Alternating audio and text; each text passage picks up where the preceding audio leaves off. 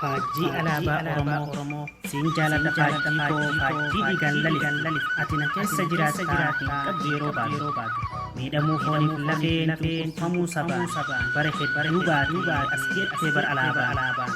tuttuqaan anaaf gaddaa jalaqqee bilisummaa durree galma kaayyoo agarsiistu tokkummaa anaaf guddaa gurraacha yoo yaadadhu jaallan qabsoo sabaa faajjii alaabaa kaasan cunqursaaf gabrummaa lammii isaanii dhibbanii faajjii kanaan loluudhaaf dirree qabsoo seenanii deeggarsa meeshaadhaaf warri Somaalee deemanii loltuu siyaabbarreen gaafa wareegamanii gaafa boojuu jaraas kan jiru harka isaanii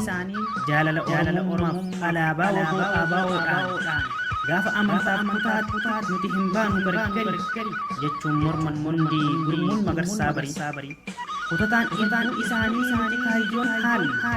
Oromoo taanee baane Somaalee taanee gal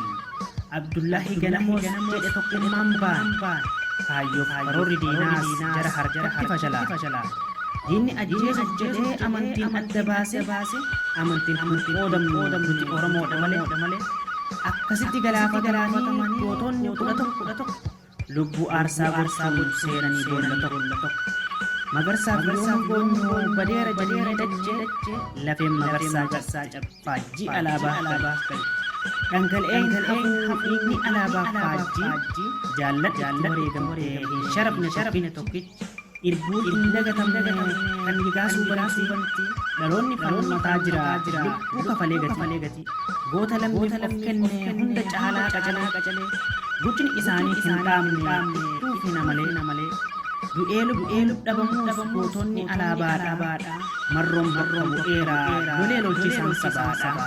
marroon bu'eeraa lolee lolchisan sabaadha.